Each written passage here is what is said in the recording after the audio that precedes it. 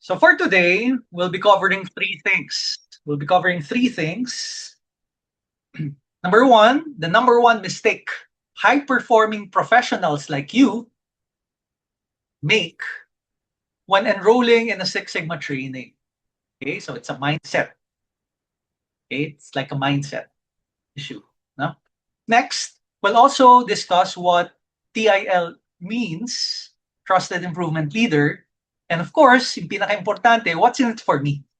Ano ba yung TIL na yan, Rex? What is a Trusted Improvement Leader and what's in it for me? That's the most important question that we need to answer today. Okay? And for the skills part, we'll be covering project charter reviews. May mga nag-submit. Okay? But of course, we cannot cover all charters live. For those who have submitted na hindi ma-cover, we'll be giving you yung feedback ninyo via email na lang. And then we'll schedule a call with a Six Sigma coach after. Okay, so we'll be covering three things today. Let's start with the first one. What is the number one mistake professionals make in enrolling in a Six Sigma training? Ano ba yun, Rex? No? The number one mistake that we make when we enroll in the Six Sigma training. Okay? And this is it. No? They treat Six Sigma as a certificate to collect. Okay? We're after the certification, Rex. Of course, that's very important, the certification, once you have completed your project. No? We're after the suffix after our name. Our name, comma, CSS YB, Certified Six Sigma Yellow Belt, CSS GB, CSS PB. That's what we're after, Rex. No? Okay? But some of us, we skip building sponsor trusted proof. So meaning, credible proof that earns trust. Sometimes that's what we lack. No? So before, when we started Six Sigma PH, the offer that we give to our potential students is once you have completed the training, we will coach you with your actual project, your real project. And after that, we will award you your Six Sigma certification. Okay? And that's good, syempre. No? But in the past few months, I figured out or I realized, no? And before that, this was also my mind, no? Something like the same, no? Like this. Certification ang pinaka-importante. Okay? But I realized, hindi pala yun yung mas importante. It's just an icing on the top, no? It's just like a bonus. Ano yung mas importante, Rex? It's trust, no? Trust. Okay? Now, let's look at the following quotes that I have received from some of our students and even myself na feel ko rin. No? Tingnan nga natin if we can relate to it. No? Can you relate? Let's start with the first one here on top. I'm already doing solid work. I'm doing good job. I'm even helping others. In terms of KPI, KRAs, targets at work, walang problem, Rex. Everything I deliver consistently. I am reliable. I'm even stacking credentials. No, nagtitake ako ng mga continual education programs, certifications and certificates, but I'm not being offered best opportunities first. Can you relate dito sa statement na to? No? Maybe if not now, maybe before, no? But I also felt something like this, no? Same situation.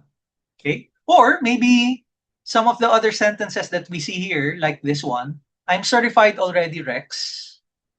But the problem is, I still don't get bigger projects.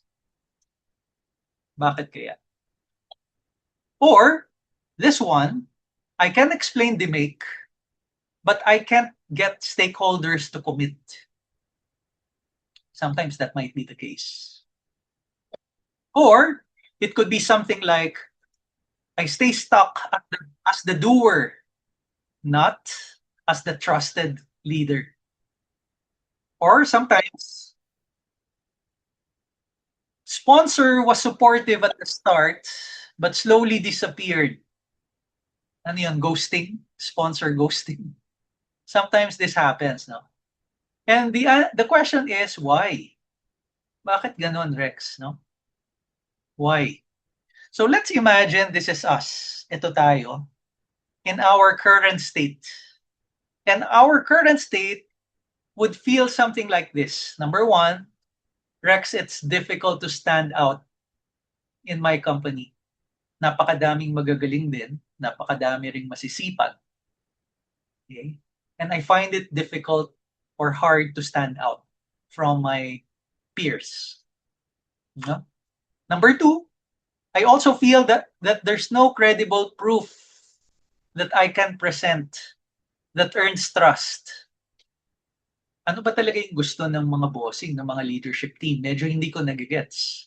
Kasi I've been doing good work. I've been delivering my KPIs, my SLAs, my targets, my objectives. Pero they don't view me differently. I think I can do more. I think more respect is due to me. And you feel something like that? Okay? Or sometimes we feel something like this. We have weak executive presence. We call it executive presence, how you present yourself with other professionals, with your bosses, with your executives, especially when it counts. Okay? If this is our current state, and we think there's something better for us, we deserve something better. What we look at the future state, the ideal scenario, would feel something like this. Number one, visible impact. Meaning, when I deliver a work, it's visible, it's clear, and it's credited to me. Okay, that could be one. Number two, I'm being viewed by the leadership team promotion ready. My credibility is promotion ready. Okay, later we'll discuss what do you mean by promotion. In general, when we say promotion for professionals, it means you go up the next level. No? So if you are an individual contributor, when you get promoted to a leadership position as a supervisor, a team leader, or a manager. When you're a manager, when you say promotion, it means going up to senior leadership. No? But aside from that, being promoted within your company, as an employee, meron pang ibang say promotion, meron pang ibang meaning yung promotion. Later, I'll get to present to you. And maybe you could, envision, baka there's something more. When we say promotion, it's not just being employed, but maybe it's another thing. No? Mamaya, I'll show you another framework. Okay. But again, our ideal state is we become visible, we become credible. Okay. Promotion, ready, credibility, and having an executive presence pressure. Having an executive presence under pressure. Okay? The question is, how do we bridge the gap? Paano namin maitatawid from current state to where we want to be? Medyo gusto namin, pero parang ang dami ko nang inattempt before, Rex, pero hindi pa rin ako nakaka-jump, no? Is it the Six Sigma certification that you're aiming? Yun ba yung makakatawid? Okay? The answer is, it's not the certification. The answer is, it's the trust that you will earn from your boss, from your peers, from your leadership team. It's when you become a trusted improvement leader. The Six Sigma certification is a bonus, and it's very important to earn that. But it's not about the certification, but it's about the trust. Huh?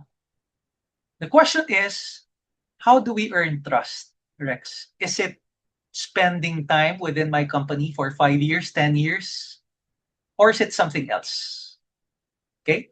Before we answer that, let me show one framework, no? Para you try to consider, and maybe you may view this in a different perspective, no? Another mindset, no? So this one, maybe some of you have seen this already. This is what I call how I got promoted framework, no? What I did here was I combined two frameworks from Robert Kiyosaki. Everyone familiar with Robert Kiyosaki? Can you type on the chat? Have you read his book, his famous book?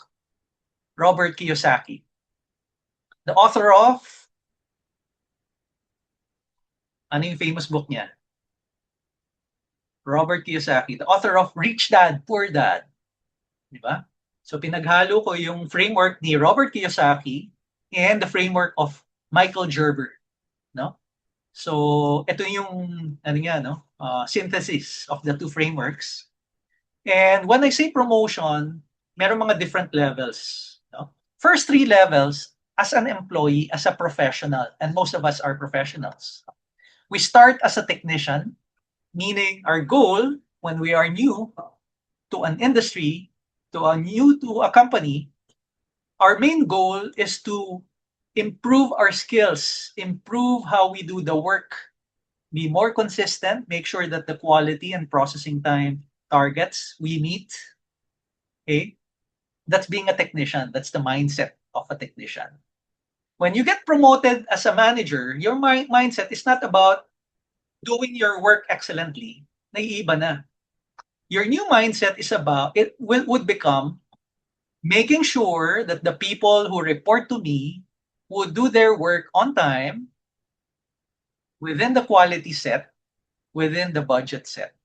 So hindi na pang sarili mo yung tinitignan mo, your mindset as a manager. It's about making sure that my team would meet their goals, meet their work, no? Quality of work. Okay? As an executive naman, your mindset becomes making sure that the department or division assigned to me, either supply and demand, do you know supply and demand? Di ba? Yung supply and demand. It means revenue center or cost center. Now, if you're from the sales and marketing department, if you are a VP of that department, it means you're in charge of making sure that your company would earn, would get leads, would get sales revenue. Diba? If you are from the cost centers, support team, okay, your goal is to make your process more efficient. Your goal becomes making sure that the efficiency, effectiveness, and the cost effectiveness of your departments are within the budget set. No? So yun naman yung sa executive. Either you focus on the revenue side or the expense side or cost side. Okay? Revenue side is the demand side. Expense side is the supply side. You're creating the supply, whatever product or service you're making. Okay? Meaning it's about efficiency. If you are the president of the company, medyo iba pang executive level yon. You're in charge of both the demand and supply of the business. No? Meaning the revenue side and the expense side, you're in charge of the overall, no? Yung P&L of the overall company. Okay? Next level is self-employed. Dito pumapasok yung mga, ngayon, tumataas yung industry niya, yung freelancing. Okay? And anyone working as a freelance, as a part-time, no? If you start on professional, for example, you start as a consultant, that's self-employed, no? If you are a doctor, a lawyer that starts your own profession, an accountant, that's also self-employed, no? Self-employed and entrepreneurship are almost the same. Okay? So when you're self-employed, it doesn't mean you're the only one working. Okay? You might be hiring, or a number of people might be working for you also, and you're giving them salary. Okay? But the difference between self-employed and entrepreneur kasi, you have as a business system already set in place. Okay? You have hired a number of talents working for you, plus you have established your business systems. Meaning, ang difference between the two, if let's say you have a business, how would I know, Rex, if I'm self-employed or entrepreneur? Try mo ngang mag-vacation 1 or 2 months. Would your company still continue to run? Okay? Kung tumatakbo pa rin siya and kumikita pa rin yung company, even if you're in Boracay for 2 months, not working, you're already an entrepreneur. No? But if you take a vacation and your client, you stop working for your clients, self-employed pa lang. Parang gano'n. No? So for example, you're a doctor, you have clinics. If you go on a vacation and you don't accept patients, wala ka ring revenue. That's being self-employed. Okay? And the last one is investor. When you're an investor, you already have assets that you invest working for you, giving you cash flow. So regardless, whatever asset is that, no? It could be stocks, it could be cryptocurrencies or Bitcoin, it could be MP2, di ba? It could be REITs, kung meron ka, no? It could be ownership of a private company or a public company if you're investing into stocks. No? So when I say promotion, it's not just about being promoted as an employee or as a talent. You may promote yourself becoming self-employed, and with the age of AI, that's a very good prospect you need to consider. Okay? As a freelance muna, and then later when you build the business, when you get to learn your industry, then you start becoming an entrepreneur later. Okay? So when I say entrepreneur, when I say promotion, it's not just about being promoted to the next level. You may promote yourself becoming a self-employed or an entrepreneur if you have a number of investors with you starting a business. Or an investor, pwede rin. Okay? All right. So another use of this framework, you may also identify what's your current standing. So for example, I'm a manager, Rex, and I have a monthly income of 35,000. So sample lang. So every month, this is my pay, 35,000. And then meron ako sa MP2. And when I compute monthly, parang once a year ba yung MP2? Okay? If it's REITs or dividend stocks, sometimes quarterly, no? Or most of the time quarterly mag-release. If I compute monthly, I'm getting cash flow of 1,000 pesos. So it means you are not 100% manager. If it looks something like this, it's something like parang 98% manager ako, employee, and 2%, 1 to 2%, I'm an investor. No? This is your current state. Your future state, of course, it depends sa'yo. No? You want to be promoted as an executive, or you want to start your own freelancing work or self-employed work. So pwede yan. Okay, so that's another use of this framework. Okay, now going back sa ano natin, how do we become trusted? Okay, how do we become trusted at work? Okay, let's look at this example. No, between persons A and B, I'd like you to type on the screen, on the chat.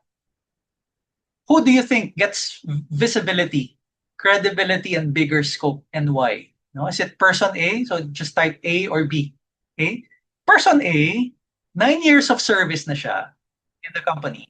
Doing reliable and consistent work. Is hitting his goals. He's hitting his targets. And he even helps other professionals. And sometimes doing overtime, OTY. Alam niyo yung OTY? Overtime, thank you. Walang bayad, no? So very reliable person, 9 years in the company. Okay? Versus person B, who was only hired recently, 4 months ago. Reduce the company's billing defects that have been persisting for more than 10 years. With projected, so hindi pa to nare-realize, projected pa lang, cost savings of 23 million pesos. Is it A or B? Sige, for those who haven't typed yet, who do you think gets more visibility, who gets more credibility, and gets bigger scope by the leadership team? A or B? Okay, I know it's unfair, looking at it logically, okay? Being logical, 9 years na yung isa. Ang tagal na dito, and he proved himself already very reliable, credible. But in real life, talagang mas napapansin si B, you are correct. In real life, people who take special projects is shortcutting trust from leadership. Do you agree? I know it's unfair. But in reality, nangyayari to. I've seen it over and over and over. Even non-related work, special projects, and napansin ko rin yan, I was hired Smart Communications way back, years ago. I was hired around September or October, so medyo palapit na mag-Christmas. And every year, may nag-work ba sa Smart dito or PLDT? Every year kasi sa Smart PLDT, merong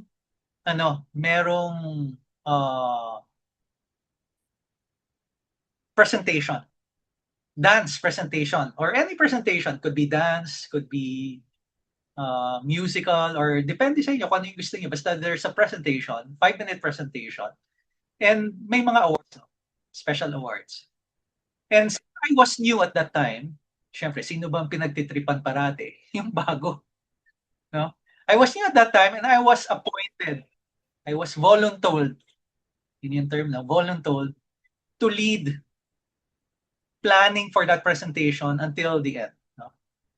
So, syempre, wala akong nagawa, bago. And it's on top of work. You do that after work, syempre.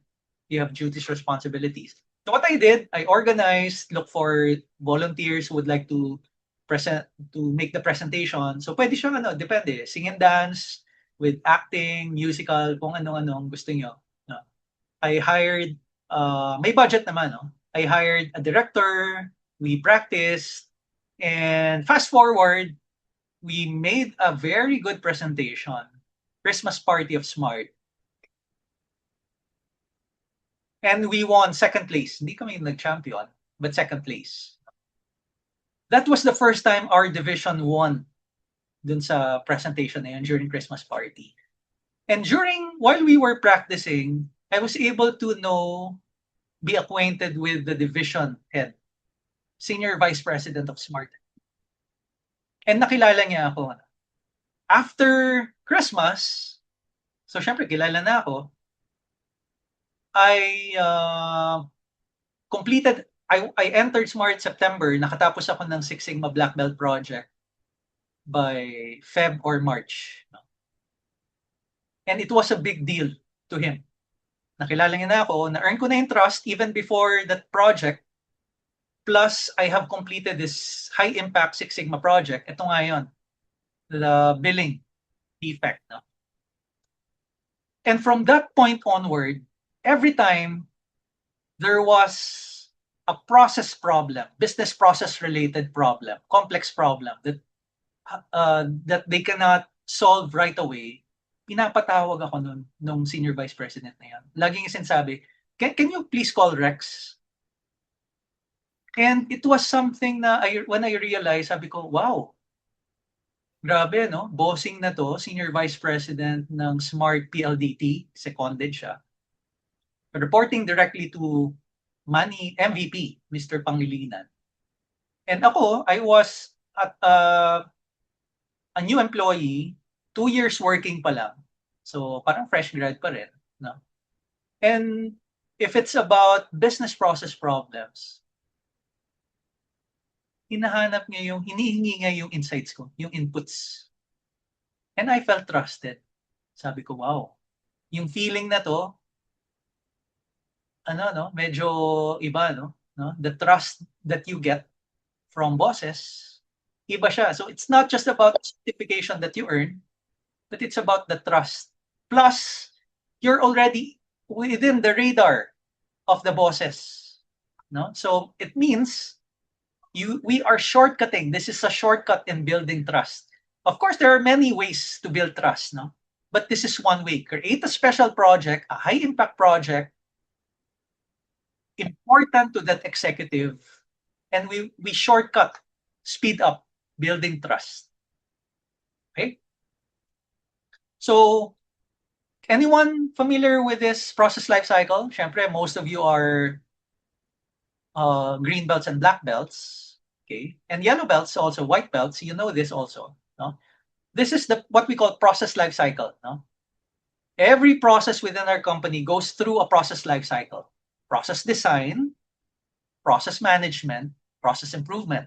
If there's a new process, we design the process. We standardize the process. No? Once it's designed, we roll it out, process management na yun. Meaning, every day, day-to-day operations, we make sure that the process is running smoothly. Okay? And if there's a problem and you cannot fix it just by having several meetings, if the problem keeps on recurring, we move the process down to process improvement. To fix the process, identify root causes. Once it's fixed, ibabalik mo yung process to process management. Okay?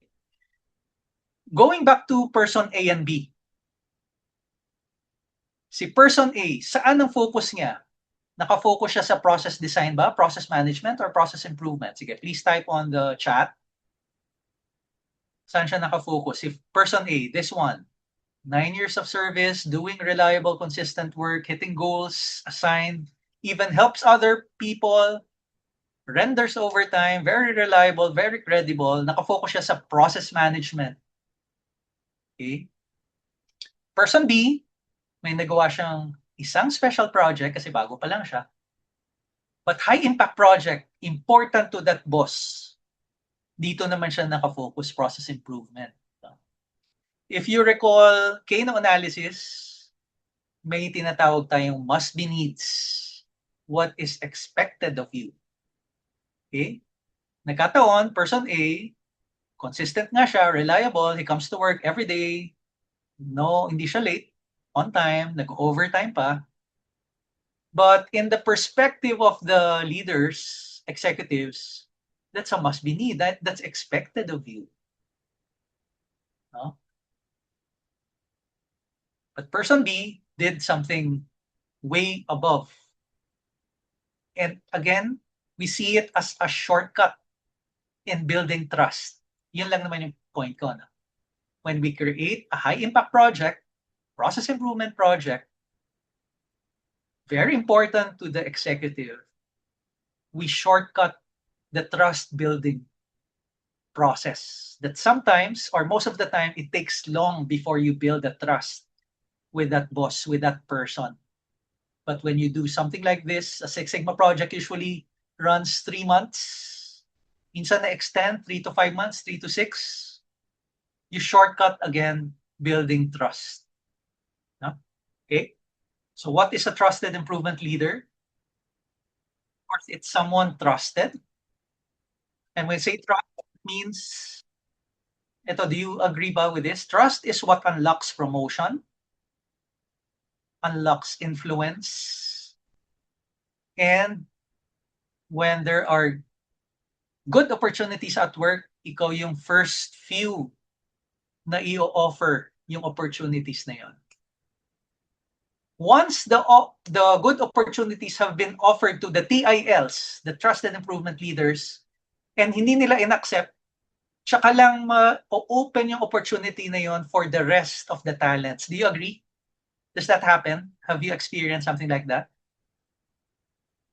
Sige, can you type on the screen, yes or no? Okay.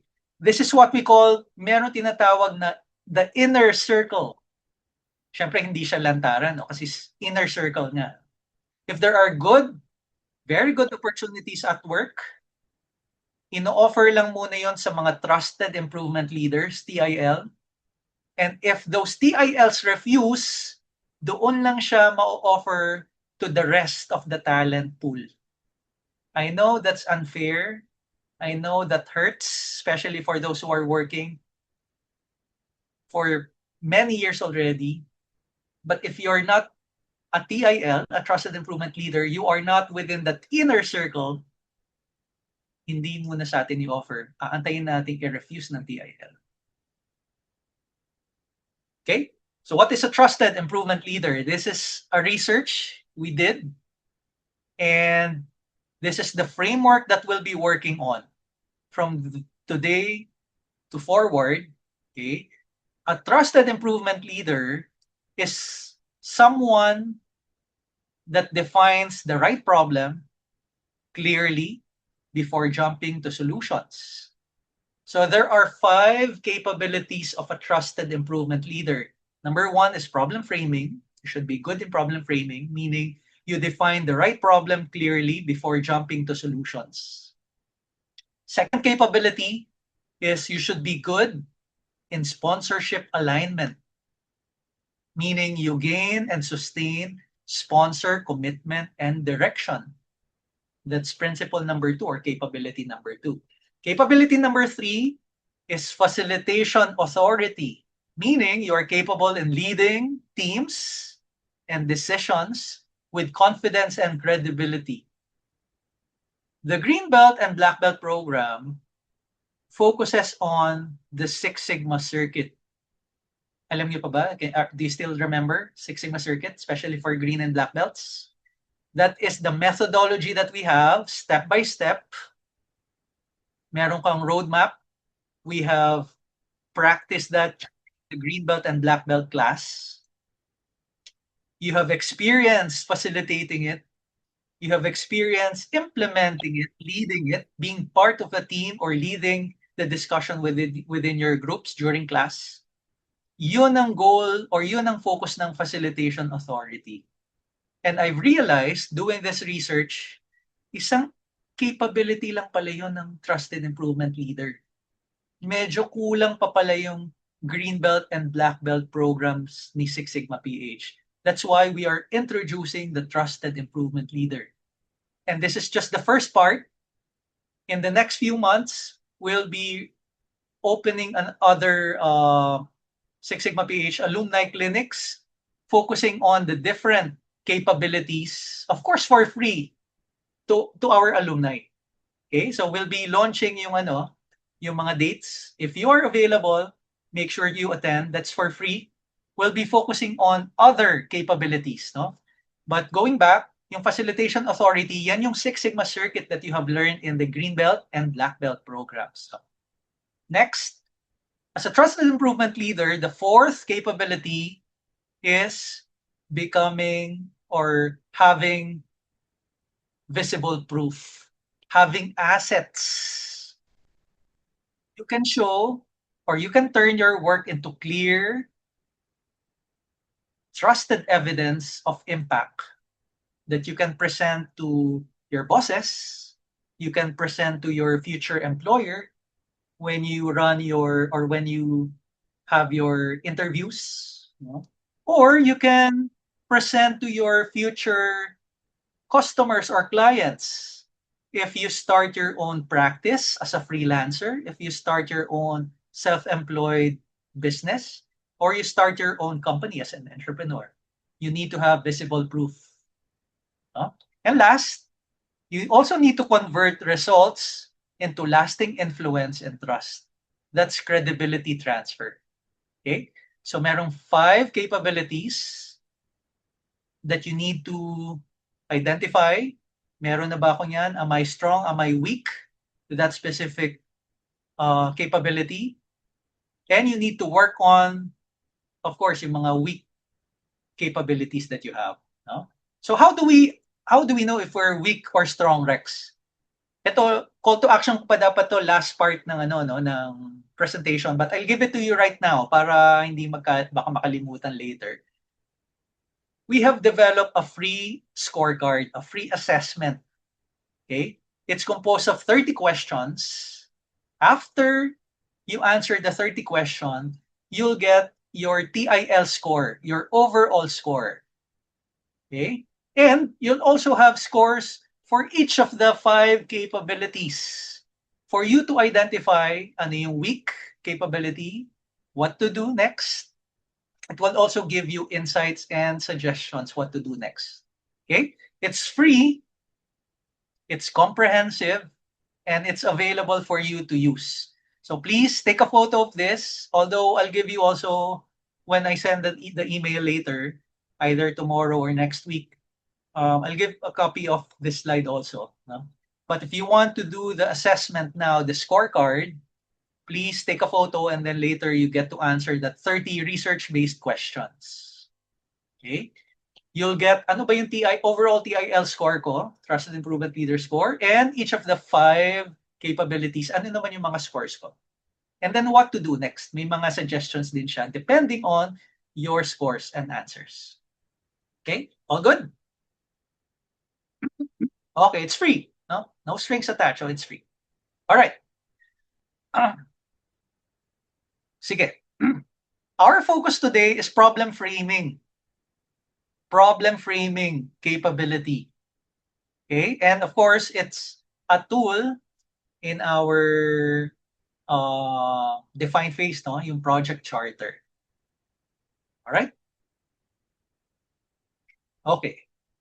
Sige. Let me move dito sa mga sample charters.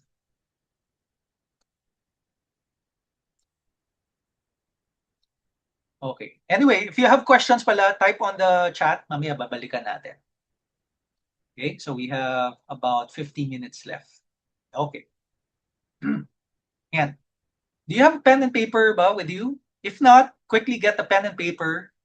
And then this is the first charter that we'll be reviewing. Okay, freight cost optimization. Yan yung project title. No? Pero hindi yan yung format natin. But I'll give you 2 minutes. Please read, review, take down notes. How would you make it better? Or if you have questions kay Greenbelt na to, you may write it down also and then later type on the chat para we'll get to answer it. Okay? So I'll give you 2 minutes. Please read and then write down your comments or write down what you think is a better way, if there's a better way, for each of the 6 elements of a project charter. No? So, very applicable to kay green and black belt alumni. For the white belts and yellow belts present, okay lang. No? You have an idea now, how do we draft a Six Sigma project charter? Okay? Sige, I'll give you 2 minutes first. And then we'll review it together. Sige, 2 minutes starts now.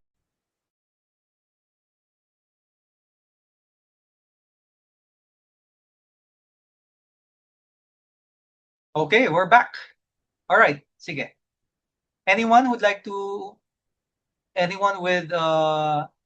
insights about this charter? Inputs, insights, better way of writing a problem statement? Anyone?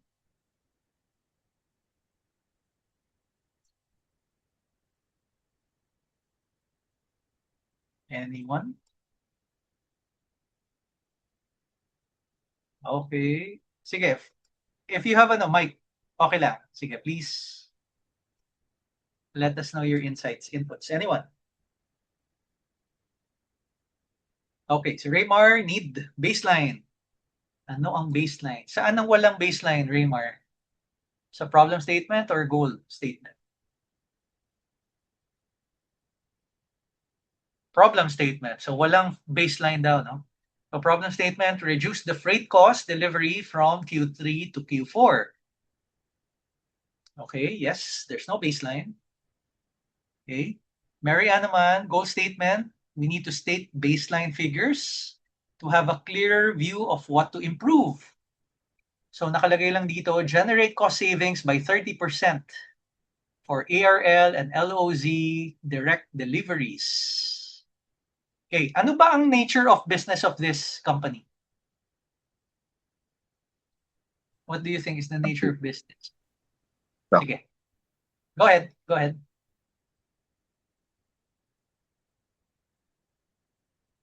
May nagsasalita ba?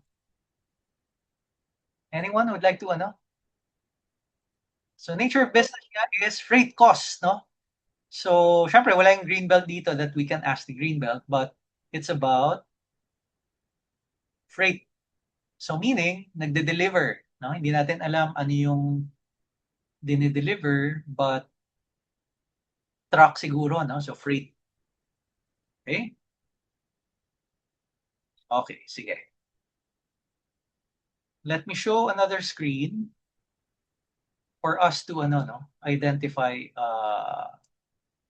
have a review lang of charter. Okay? In Six Sigma, this is what we call project-wise, no? Or yellow and green, white, yellow, green, and black. When we say project Y, it's the main metric. Okay? Project Ys are either process defects or processing time. Okay? Process defects or processing time. Now, if we go back to the charter, ano siya? Is it process defect or is it processing time?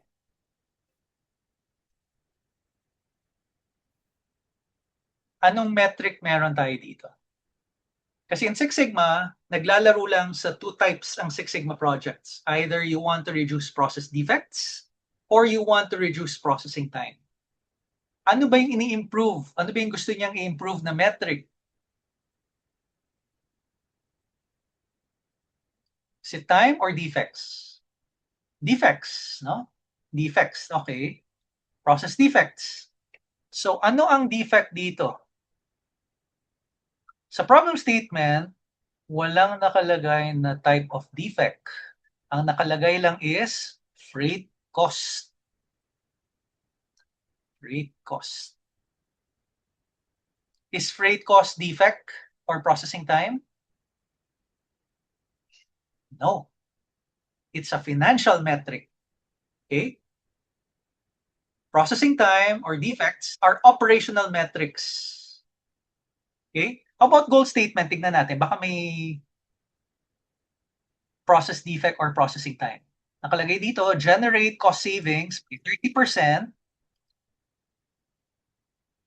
for ARL and LOZ direct deliveries. Utilize the capacity of the truck, FTL trucker. Increase the business allocation. Okay.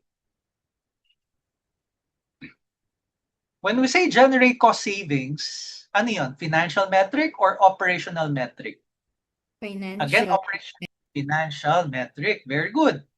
Pera, kaperahan. No? In Six Sigma, we do not improve financial metrics because our assumption as managers, we can control the process that we perform, and the process, we measure it in terms of time, processing time, and measure in terms of quality. Okay? We measure the quality of the process, we measure the time it takes for us to complete that process. Yun yung operational metrics that we control as managers of the process. Financial metrics are the effects. Okay? So meaning, if what you want is to reduce cost, you focus on ano ba yung reason bakit mataas ang cost mo. Okay? Kasi you want to do cost savings daw. Okay? Okay?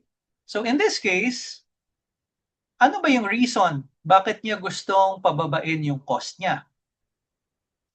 Can you assume ano yung mga reasons bakit mataas ang cost and gusto niyang ibaba? Meron ng clue dito, no? Utilize the capacity of the truck unit or FTL trucker. Meaning, isang truck, meron siyang capacity. Siyempre, iba-iba yung sizes ng truck, no? Iba-iba yung laman. Gusto niya daw i-utilize. Meaning, pag may lumabas na truck sa business mo, since freight business to, ang gusto niya, almost puno yung truck. Kasi kung hindi siya puno, sayang yung space. 'Di ba? Kung may sayang na space,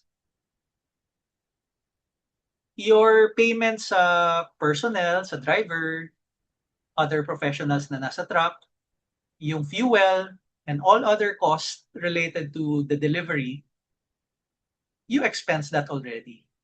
regardless puno or hindi. Okay? So meaning, this one could be a project, not the financial metrics. Our assumption in Six Sigma, when you reduce defects, the cost will what? Go up or down? If we reduce defects, cost will go down also. Sumusunod lang ang cost. Yun ang idea. You don't focus on the cost kasi ang cost is just an effect of the operational metrics. Okay? That we control as managers. The time it takes, how fast we perform, and the quality level of the process. No? Next, if we reduce the time it takes to complete a process, what happens with the expense? The cost will also go Go down. down. Susunod lang, go down. Correct. No? How about in terms of defects naman? Defects naman, ganun din. If we reduce the defects of the process, regardless if you're service or you're producing something, manufacturing, if defects go down, the expense to rework, the cost of poor quality also goes down. Again, sumusunod lang ang cost. No? That's why in Six Sigma, we focus on operational metrics that we control as managers. We want to reduce process defects or we want to reduce processing time. Okay. So in short, if this is your project charter, maling perspective yung ang focus mo is the cost, no? Uunahin mo yung operational defects, no? Operational process. Okay. Going back dito sa another slide ko, this is how we write problem statements in Six Sigma. Okay? From blank to blank, this is our format. Para straight to the point siya. Okay? Maybe you've seen project charters of other companies. Ang haba, nobela yung mga charter, no? But sa atin, straight to the point. From blank to blank, the average monthly project Y, our project Ys again are either process defects or processing time. Dito, from this date to this date, the average monthly project Y is blank. This is the current state, the baseline that you mentioned kanina. Walang baseline. Okay? Which resulted in the following.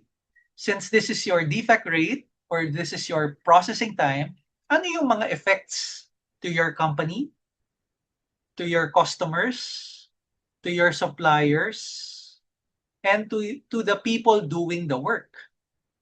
Dito natin i-enumerate yung effects of high defects or effects of long processing time. We will enumerate here this part. No? Example, from February to July 2025, the average processing time of cash card enrollment, this is the project Y, either defects or processing time. In this case, ano to?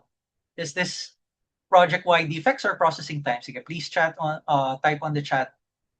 Ano yung project Y niya dito? Ano yung focus? What's the main metric? When you say project Y, that's the main metric of the process improvement project, the Six Sigma project. Average processing time of cash card enrollment, it's time. No? Again, dalawa lang yun. You want to reduce defects or you want to reduce processing time. From February to July 2025, the average processing time of cash card enrollment was 8 days. This is the current state, which resulted in the following. Since it's currently running 8 days, mahaba, ano yung effects? Number 1, we fail to meet the SLA of 5 days. Oh, there's a 5-day target. But currently, the performance is 8 days. We're not able to meet the target, the SLA. Number 2, second effect. Contractual employees were required to render 2 hours of overtime per day. Since it takes us long to process it and we have quota or target volume to be completed within a week, wala tayong magagawa. Kailangan nating mag-OT para matapos. Contractual employees were required to render 2 hours of overtime per day. Okay? So this is how we write project charter or problem statement in Six Sigma. Okay? So sige, take a quick photo para you have a reference. But again, I'll give you a copy of everything later. Okay. And then let's go back to the charter earlier. Let's look at the charter earlier. This one. Okay. Now, if the main metric here is financial metric, it means this is incorrect. Okay? So, assuming freight cost or expense or cost is important to the sponsor, syempre, importante yun. We want to lower the cost down or at least same lang. Ayaw nating tumaas ng cost. No? Kasi in a business, your goal is to increase revenue and the cost, we want to make it go down or at least same lang. Okay?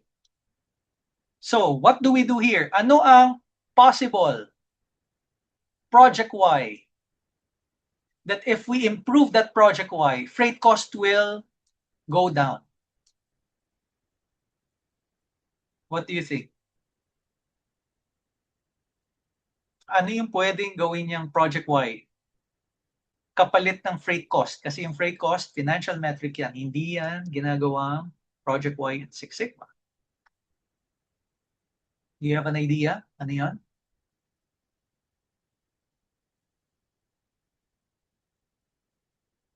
Okay. So, pwedeng the capacity, underutilization, truckload capacity. Yes, correct. Yun nga, no? So, that's correct. So, meaning, if let's say, every truck, your target is mapuno siya not less than 90% of the space. So, for example, ganun, 90% of the space. So, meaning, sige, let me draw, no? If this is 100%, 50%, okay, 100% capacity, this one, 50%, and let's say your goal is 90% capacity. Every time may lumabas na truck, on an average, we want the truck na mapuno 90% or more. Okay? So that means every truck that goes out, you get the capacity of that truck nang lumabas. Okay? And when we visualize it as a control chart like this, it would look something like this. Okay? So meaning, one dot represents one truck. We are measuring the capacity niya nung lumabas yung truck. So for example, dito, 99%, is it good or bad? Your target is not less than 90%. It's good. Nasa taas ng 90%. How about this one? 72% lang yung napuno ng capacity ng truck. Lumarga na. Is it good or bad? This data point, it's bad. No? How about this data point? Nako, 60% lang. Nagmamadali yung driver, hindi pa puno. Umalis na kasi mata-traffic daw. That's a bad process, no? Or bad transaction, bad unit. No? This one, good, good, bad, good. Yan. And then when, for example, sample lang when we look at the average, the past 2 months, nag-average siya ng, kunyari, 86%. Okay. The current state is 86% capacity, but the target is 90% capacity. Meron kang 4% na gap. Yan yung opportunity that when you run a Six Sigma project, you get to close that 4% gap or even more. Yan ang opportunity that you may explore for this specific project. Okay? So let's write down the problem statement. Sige, para we get to close this charter. What could be a good problem statement? So it could look something like this. from, sample lang from October 2025 to Feb 2026, the average, ano ba yung term kanina? Truck load capacity, truck load utilization is 86%, which resulted in the following. Since 86% lang ang on the average per truck, no? Ang na utilize natin, ano yung effect sa company? Number one, sige, please give me ideas sa chat kung may maisip kayo. Since hindi na fully utilize, hindi na reach yung 90%, 86% lang. Okay? More trips happened. Meaning may extra trip ka. Kasi hindi mo pinuno, umalis agad, may mga ibang kailangan pang for delivery. Every trip is an expense. Kung medyo na-utilize mo yung mga first few trips mo within the day, baka may isang trip ka na hindi na dapat nangyari. So that could be one. More trips happen, no? So, for example, additional 2 trips per day happen. Okay? It could be, what else? OT of drivers. Kasi nga, may 2 extra trips na wala tayong magagawa. Kailangan ma-deliver yan. Hindi nyo pinuno yung mga first few. Babalik ka ulit. Pwedeng ganon, no? Gas expense. Sige, thank you, Cecil. Gas expenses of, for example lang, 450K per month. Cost of goods sold is higher. Higher fuel and operational cost. Yes, that's correct. No? So the problem statement would look something like this. Okay? And medyo pabilisin ko na, goal statement would look something like this. It just mirrors the problem statement. Dapat naka-mirror, hindi siya yung medyo iba yung sa goal. If that's the problem statement, goal statement would look something like this. To reduce the average truck load utilization from 86% to 92% by when? By March na. April, May, pwedeng May or June. By May 2026. Yan. This is how we write problem and goal statements. Okay. Possible delay. Yes. So that could be the fourth one. Huh? Delay of deliveries. Yan. So this is how this is a better way of writing the project charter. Straight to the point, wala nang paligoy-ligoy, wala nang pakwento-kwento. And when your executive reads this, mas madali niyong ma-communicate, mas madali niyang maintindihan. No? Have you experienced something like this? Meron kayong idea na sobrang ganda. But when you communicated that to someone, either sa girlfriend mo, sa kapatid mo, sa parents mo, sa teacher mo, sa boss mo, sobrang ganda sa isip mo. But when you presented that idea to whoever your audience is, nakakanga sila. Hindi nila magets. Have you experienced something like that? No? Sometimes, ganun yun. Hindi natin ma-communicate clearly. Okay? And this could be one way for you to communicate it better to your executive sponsor or bosses. No? Yan, straight to the point. Ano ba yung problem? Meron kang data. Ano yung effects of that problem to the company? Yan yung 1, 2, 3, 4. Diba? Ano naman yung goal ng project ko? And again, in Six Sigma, the first tool that we create is project charter. What we do, once we have the project charter prepared, we present it to the sponsor. We market it to the sponsor. Mr. Sponsor, bossing, may naisip po akong problem or project. Ito. Kasi nakita ko from October to February, our truckload utilization is 86%. Ang effects niyan sa atin are the following. Meron pa tayong 2 trips per day. Nag-OT yung mga drivers. Minsan gusto ng mag-resign ng iba, nag-OT daw ng OT. Yung gas expenses natin, tumaas. And then nagre-reklamo yung customers because of the delay of deliveries. Ang goal natin, Mr. Sponsor, is to reduce the average or to improve or increase in this case. Mali pala. To increase the average truckload utilization from 86% to 92% by when? May 2026. Very simple, very clear, madaling maintindihan ni sponsor, better way of communicating your idea. Okay? Questions, anyone? Okay lang to turn on your mic. Tayo-tayo lang naman dito. So wala namang, this is a safe space. Tayo-tayo lang nandito. If you have questions, please unmute your mic or type on the chat. Pwedeng-pwede, anytime.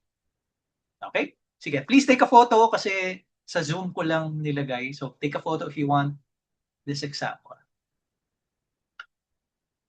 Okay? So sometimes it happens, no?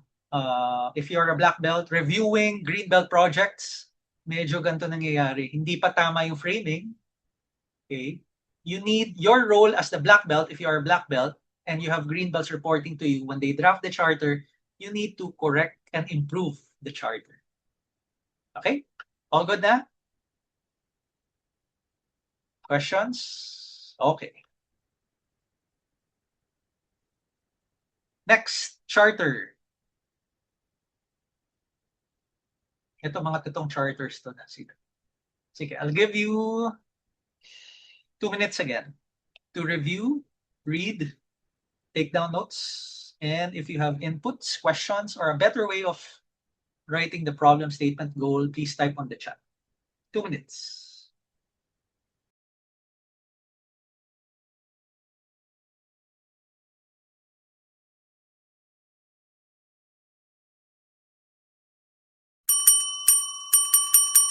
All right. Welcome back. Yes. Sige. Anong nature of this business? Although it's not no? It's not, we can assume. Sige, anong company to? Anong type of company? What's the business? BPO. BPO, yes. Correct, no? So, availability, maximize capacity. So, FTE, 800 FTE. Migration.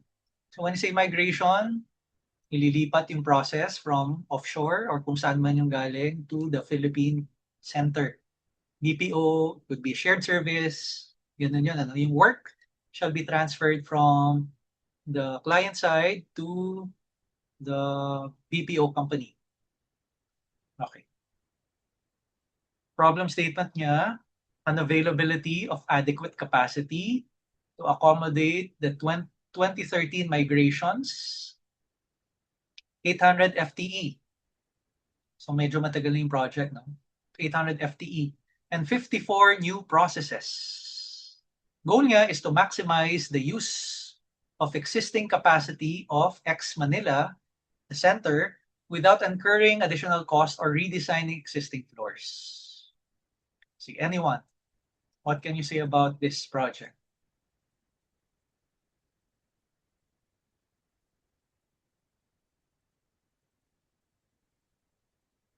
Anyone? Hi, Rex. It's Hans. Yes, Hans, welcome. Yeah, Go I ahead. have a question. Is this a space utilization problem? Yes, this Okay. one. All right. Thank you. What do you think, Hans? What can you say about dito sa project na to? Is it a Six Sigma project? I'm trying to see if there is an underlying metric that's causing Yes. the poor utilization.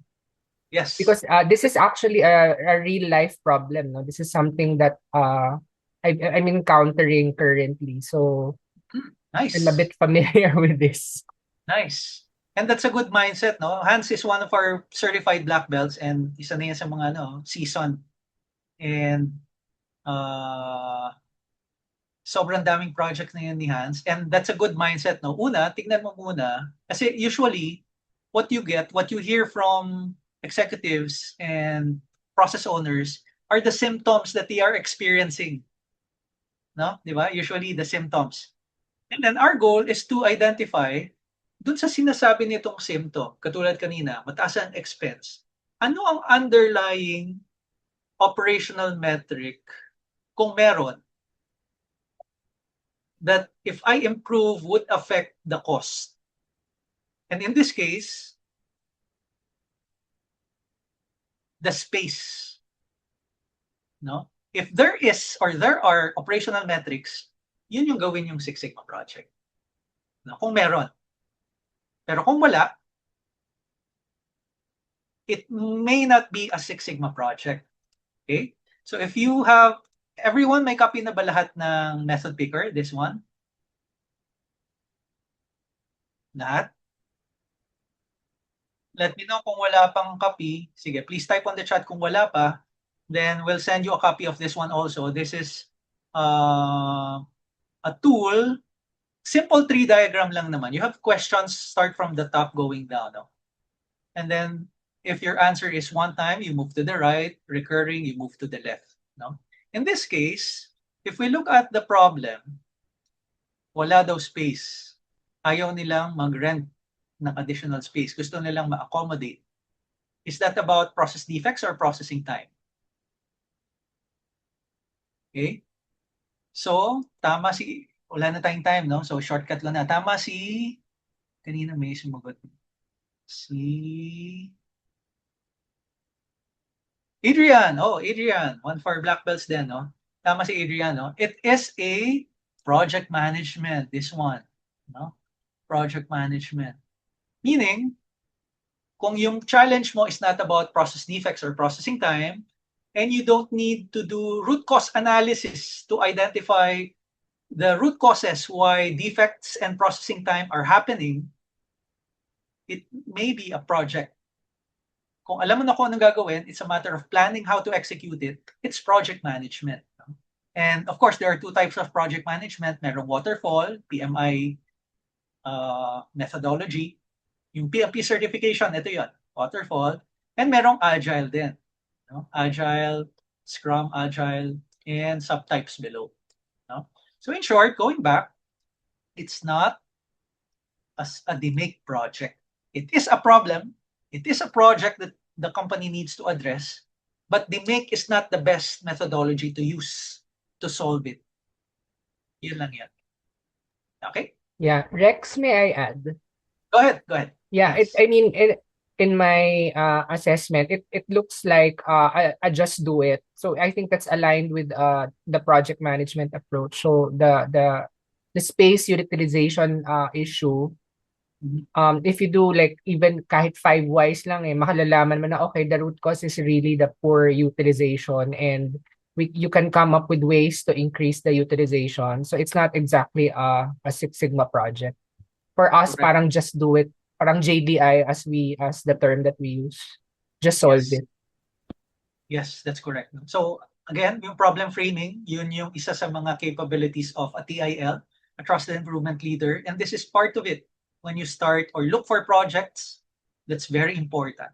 No? Not all problems Six Sigma's DMake can help you solve that problem. Maraming methodologies.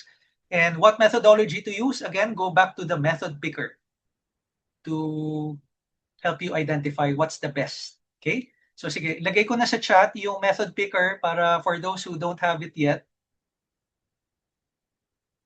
just download it. Okay, next and last. Wala na tayong time, but I want to cover this last one. Sige, 2 minutes again. 2 minutes.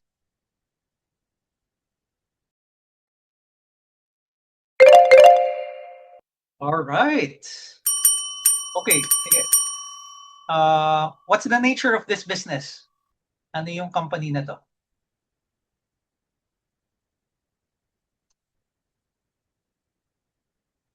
Ano yung company na yan? About freight, no? So, freight company. Shipment daw. So, pwedeng parang ano siguro, no? FedEx or shipping company, no? So, may ship, no? Shipment, shipping company, yes, correct. Next, is this a Six Sigma project? What do you think? Does it qualify as a Six Sigma project based on the method picker? Is it about process defects or processing time reduction? Is it about reduction of process defects or processing time? Okay, sige, may question si Mary Ann. Later we'll get to address that. But ang question muna now is this a good Six Sigma project, in short? Pwede? Or merong ibang better methodology looking at the method picker? Pwede or not? Yes, tama, no? Pwede. Di ba? So the goal statement is to reduce the percentage of late shipment. Again, it's either process defects or processing time. From 27.56%, medyo mataas, no? To 10% by December of that year. So, syempre, change ko na yung mga dates dito para, tsaka yung mga details, tinanggal na natin. Okay? So, pwede. Okay? The structure is also correct to reduce the percentage of late shipment. Okay? And then if you look at the scope, it's well defined also. All shipments made by regular client, shipments with valuation are out of scope. Okay? Our goal in Six Sigma is we scope down the project to make it manageable. Okay? Kasi if you are a shipping company and you want to reduce late shipment and you have different shipment types, if you cover all, make it part of the project, baka hindi ka matapos, no?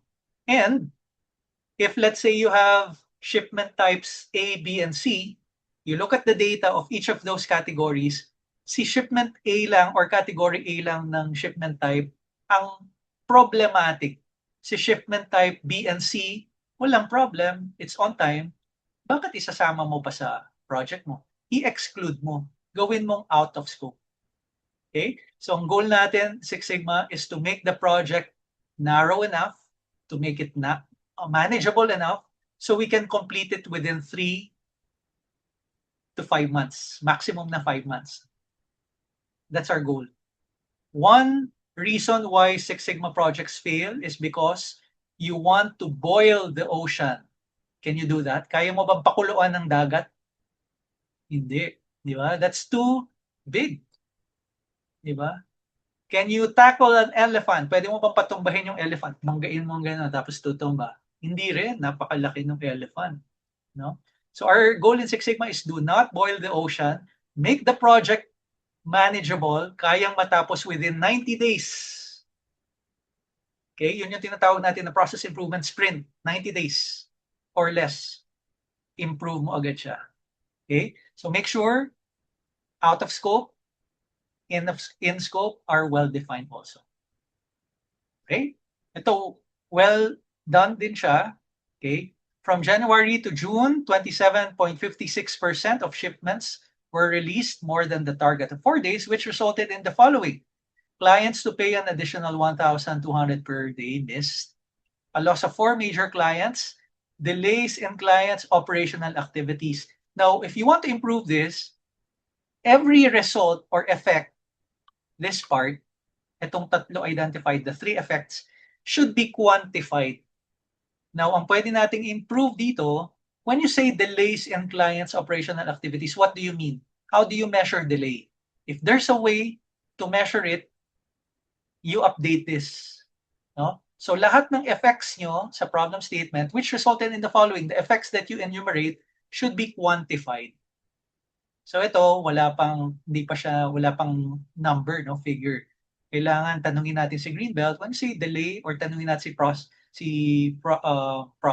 project owner, process owner, when you say delay in client's operational activities, how delay is it? Delay by how much? Delay by 2 days? Delay by 1.5 months? So dapat ma-quantify din siya. Yun yung one way to improve this charter. Okay? And last, everything you add in the importance, both financial, non-financial benefits should also be quantified. Okay? Both financial, non-financial benefits should also be quantified. Okay? And how do you write the two? You write it by looking at the goal statement. If we're able to reduce it to 10%, if we're able to hit the goal of the project, what benefits do we get from it? Enumerate first, list it down, and then tsaka nyo i-categorize if it's non-financial or financial benefit. Okay? Sige, questions? Anyone with questions? Oh, sige, sagutin natin yung kay Marian. May I ask if one can be Six Sigma certified through process management or process design? In Six Sigma, we focus on process improvement. No? Process design, meron din. May certification din doon. Yung design for Six Sigma. Meron din ganun. No? Sa process design phase naman. Okay? Project management, if you want certification, merong PMI, Project Management Institute, yun yung PMP certification. Or if you want Scrum, Agile certification, iba rin yung certification body for Agile Scrum. Okay? All right? Sige. Now, before we end, let me share again the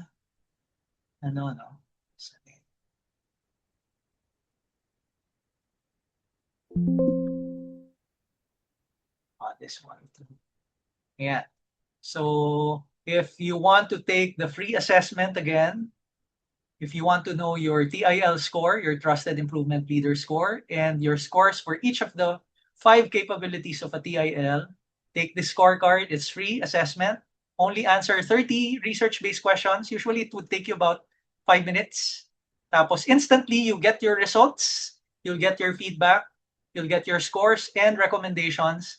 And if you want to discuss your recommendations, free din siya. Let me know. Just PM me. Look for me on alumni group if you want to discuss your scores and what to do next. Okay? Kung wala na questions, maraming salamat everyone.